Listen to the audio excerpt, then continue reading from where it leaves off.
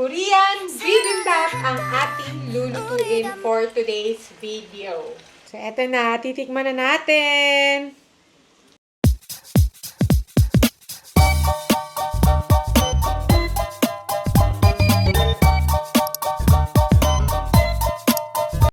Hola! Welcome back to my YouTube channel. This is Kim Madel. For today's vlog ay nag-crave na naman ang amiga nyo, kaya tuturuan ko kayo magluto ng pagkain Korean. So, eto na nga pala yung ating bibimbap chicken. Lalagay ko sa comment section yung mga ingredients nito. First, kailangan natin tong i-marinate. I-marinate natin to gamit yung toyo, sugar, mirin seasoning, at saka kaunting oyster sauce. So, i-marinate mo lang to at iluto mo lang siya ng ganito hanggang sa mag-dry yung kanyang sauce. So, eto na. Malapit nang mag-dry ang kanyang sauce. So, chicken naman this time ang gagawin natin. Masarap din to kapag beef or pork na ground. Pwede rin. So, yung mga gulay na i-prepare natin, meron tayo ditong spinach. Ayan. 2 pakete kasi gustong-gusto ko yung spinach. Tapos, meron na tayo ditong in-slice na carrots, bell pepper, at saka etong beans. Any gulay pwede kasi itong bibimbap is kung sa Korean pa, kung ano lang yung mga nasa fridge na gulay, kumbaga mga leftover na gulay, pwede nating lutuing bibimbap. Siyempre, kung magluluto tayo ng bibimbap, hindi mawawala yung rice. Kaso, yung rice na available dito sa bahay ay basmati rice. Alam niyo yung basmati? Yun yung sa Indian rice. Eto, papakita ko sa inyo kung ano yung basmati. So, yung basmati ganito. Nabili nga pala namin to 5 kilogram. Naka-sale siya from I think $25, naging $12 na lang siya. O, diba? Kaya bumili na kami ng malaki. Kasi usually na binibili namin mga 1 kilogram lang or 2 kilos. So, eto, 5 kg. Nabili namin ng $12. Tapos yung 1 kg, nasa $7. Ang laki ng tipid, diba? So, eto yung basmati, ginagamit namin ni hubby na rice. Dati-dati kasi, yung rice namin, jasmine rice, or yung let's say mga 7-tanner, kung sa Pilipinas. Dito sa Australia kasi, jasmine rice yung gamit. Tapos, kung magluluto ka ng bibimbap, dapat, yung rice na gagamitin mo ay yung jasmine. Kasi, di ba yung mga rice sa Korean is very sticky and soft. Iba kasi yung iba kasi yung consistency ng basmati kasi yung basmati kapag na naluto siya, very dry. I mean, hindi naman siya dry, yung hiwalay-hiwalay siya na kanin. At saka sabi nila, as per my research, as per other nurse din, yun din yung healthy na rice for like may mga diabetic, ganyan. Yun yung mga kinakain nila na rice. So, nagsimula na rin kaming kumain ng rice mga 2020. Matagal na rin kaming nagbabasmati rice. So, sanay na ako kumain ng medyo dry na rice at saka hiwalay-hiwalay. So, eto na. Luto na ang ating chicken. So, dry na yung chicken natin. So, eto. Hindi natin masyadong ubusin yung sauce. Ang sarap. So, soy sauce, sugar, ano pa yon, mirin seasoning, at saka oyster sauce lang yung minarinate natin dito, tapos iniluto lang natin. Next na gagawin natin, itabi na muna natin ito dito sa malinis na lalagyan. Ang sarap. Siya, yung saltiness niya at saka sweetness naghalo.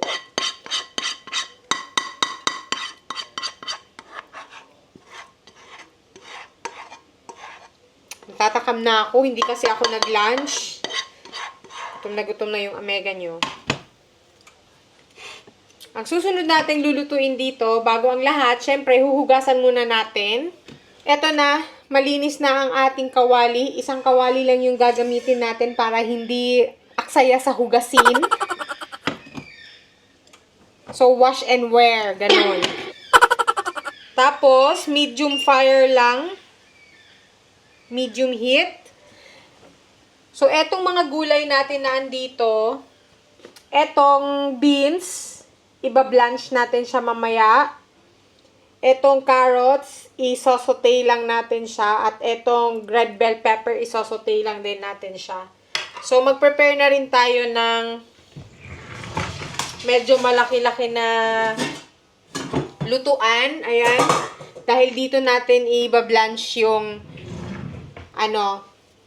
spinach at saka beans. So, para hindi rin matagal mag-init ng tubig dito sa sa ating lutuan, mag-init na rin ako ng hot water. So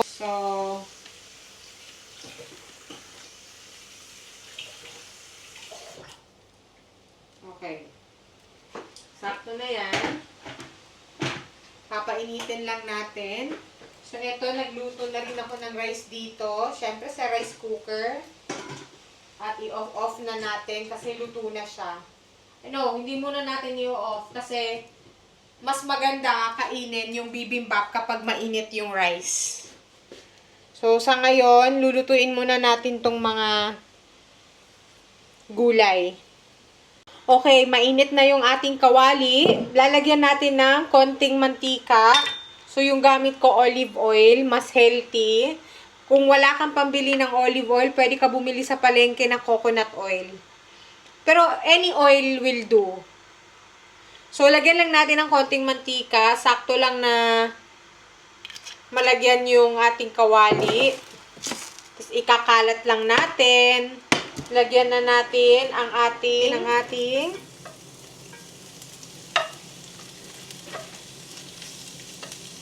carrots.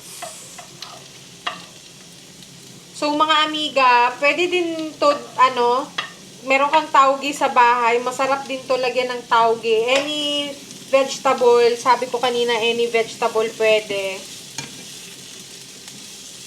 So, lagyan natin siya ng mirin maya-maya kapag medyo na luto na yung ibang gulay. So, eto na mga amiga, medyo malambot na yung ating carrots. Lagyan na natin ng konting mirin seasoning. Ayan. Konti lang. Katamtaman lang siya na ma-mix siya sa lahat ng carrots.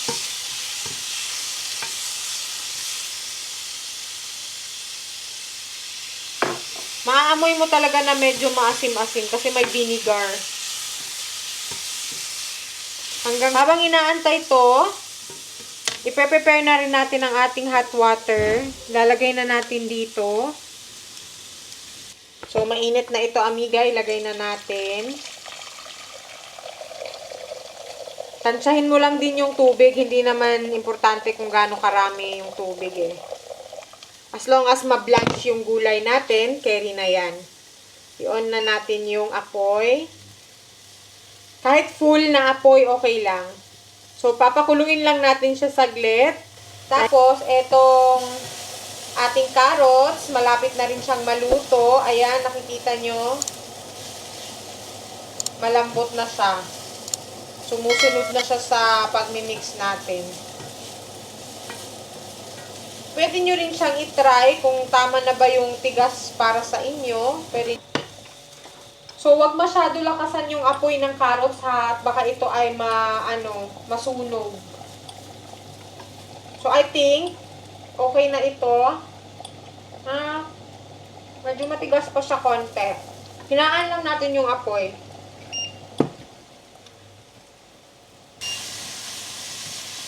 So, kumukulo na yung ating tubig dito.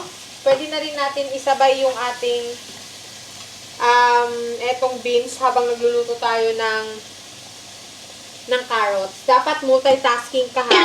Kung mag-multitasking ka, dapat sabay mo silang babantayan. Hindi pwede yung mag-focus ka sa isa or else masusunog yung isa na niluluto mo or masosobra ng luto. So, iba-blanch lang natin siya ng mga 2 minutes. Pwede mo rin siyang i-try pisirin sa kuko mo kung sakto na yung ating beans at i-drain mo siya. I think yung carrots natin okay na. So, ilalagay na natin yung carrots natin dito sa tabi. Sa same plato. Kasi malinis naman to eh. Carrots at saka ano lang naman tong nilagay dito eh. Etong mga gulay. Ayan na, ilalagay na natin dito. So, eto na yung ating beans.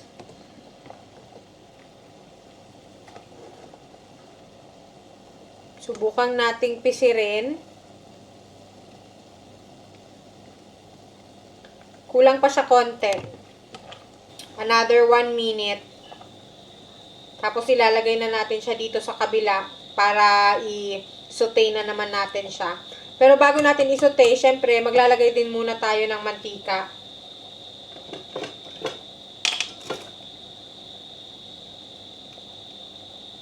Ayan, sakto lang. Feeling ko malapit na yung beans natin kasi umiiba na yung kulay niya. Kasi nagla-light green siya, 'di ba, kapag luto na siya.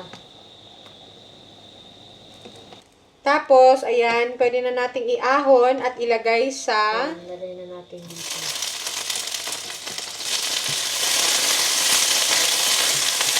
Super, ano niya, dami kasing tubig. So, ayan mga amiga, nasutay na siya. Lagyan na lang din natin ulit ng mirin. Actually, paulit-ulit lang naman siya eh. Napakadali lang nitong gawin talaga.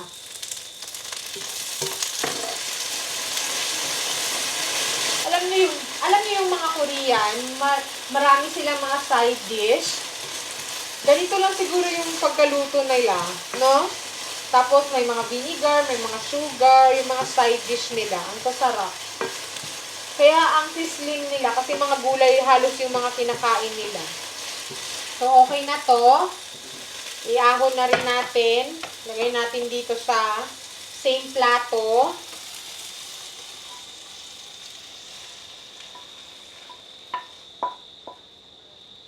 At isusunod na natin ang ating red bell pepper. So, lagyan natin ng konting mantika ulit. Maliit lang kasi konti lang din naman yung bell pepper natin. So, mga amiga, I decided na timplahan natin yung ating mga gulay. So, lalagyan natin ng pepper at saka salt lang. So, powdered pepper lang or any pepper na meron tayo dyan sa bahay. So, yung gamit ko ito.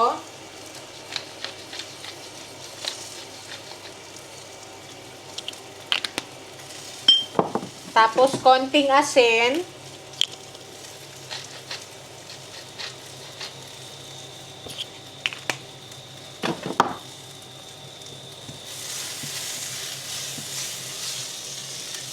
Ay, naku, parang nasunog. Oh, no!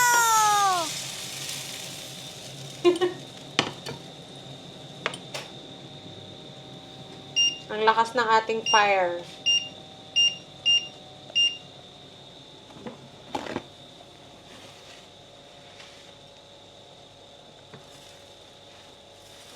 Pupunasan natin kasi nasunog. Ouch! Yan. So, hinaan lang yung apoy. Alright. Ouch! Init.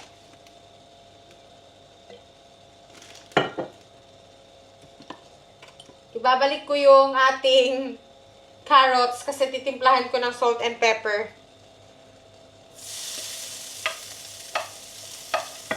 Hindi naman natin ito natimplahan kanina. So, ngayon titimplahan natin.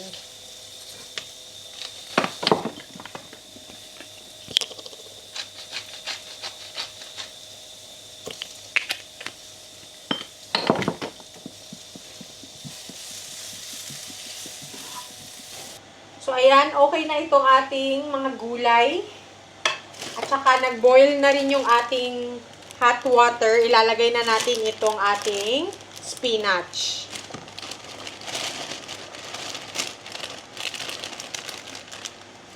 Bale, 5 seconds lang tong spinach, mga amiga.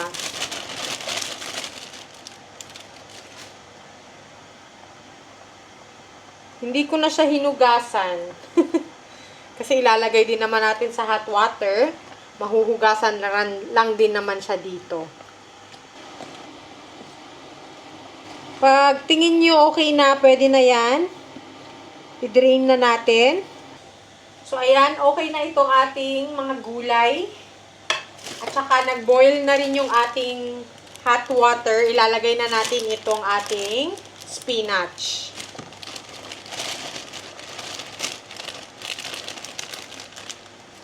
Bale, 5 seconds lang tong spinach, mga amiga.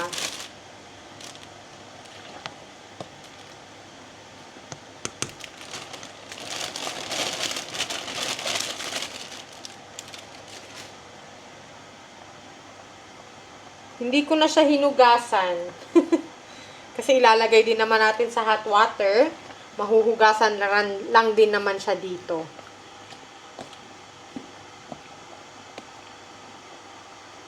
So, ayan. I-blanch mo lang siya. Pag tingin nyo okay na, pwede na yan. I-drain na natin. So, meron tayo ditong strainer. Ilagay na natin siya sa strainer. Oops. Napaka-sensitive nitong lutuan. Mababasa mo lang siya konti. Ayan, mag-iingay na siya.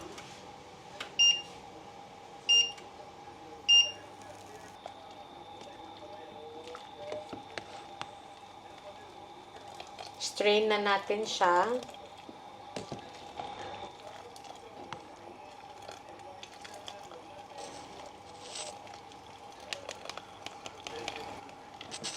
So, ito, hindi na natin to i-saute kasi i-binlanch naman na natin.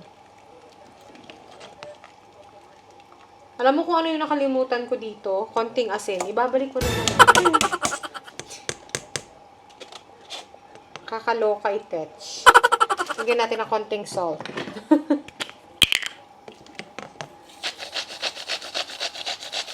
Yan. Para magkalasa lang yung ating dahon. Ang pangit din naman kung bland yung lasa. So ayan, okay na. Dumikit na siguro yung asin dito. Hindi naman ganun kadami yun.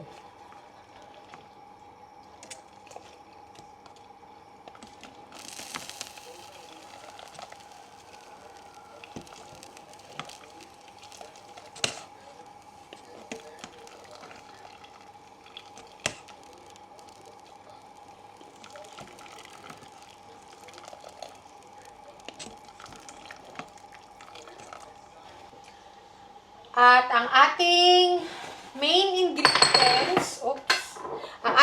ingredients, ay etong gochujang. So, dapat meron kang gochujang. Super sticky neto. Ayan.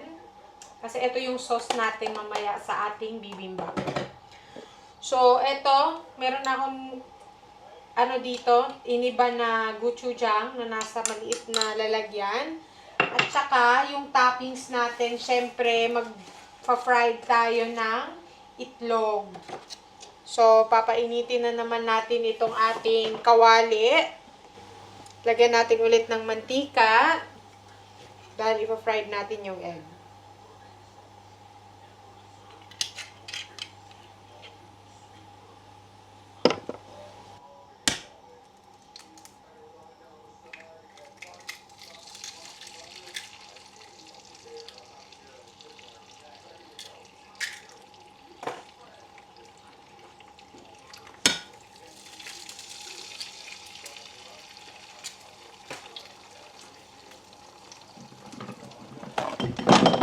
Luto na ang ating rice at luto na rin ang ating mga gulay.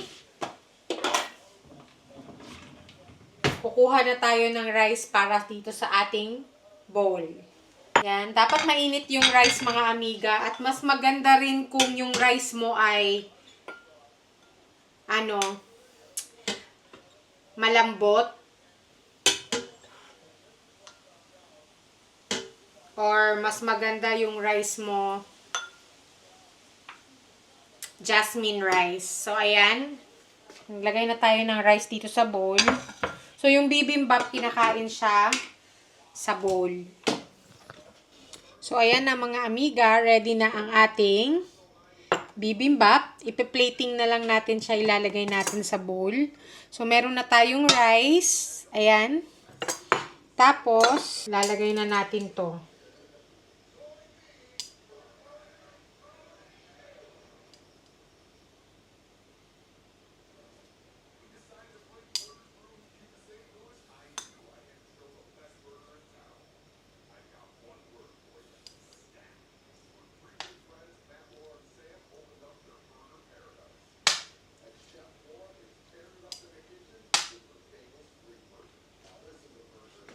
Tapos yung manok.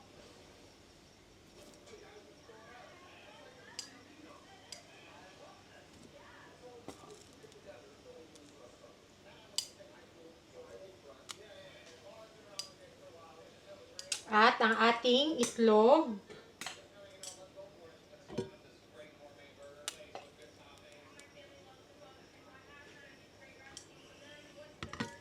So, ganito yung itsura ng bibimbap. Tapos, lalagyan natin ng sauce sa tabi.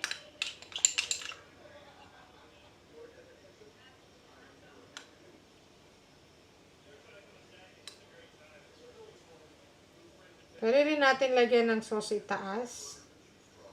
Mas maganda yung itlog na yung hindi masyado luto.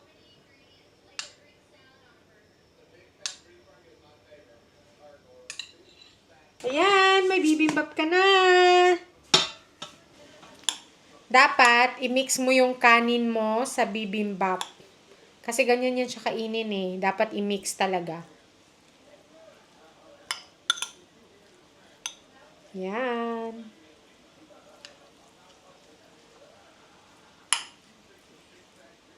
So, ayan siya. Dapat mix talaga. Sa mga gulay, yung chicken, itlog. Try natin. Sarap. Bibimbap. Try mo. Hope you like it. Thanks for watching. Till my next vlog. Bye! 사랑을 했다 우리가 만나 지우지 못할 추억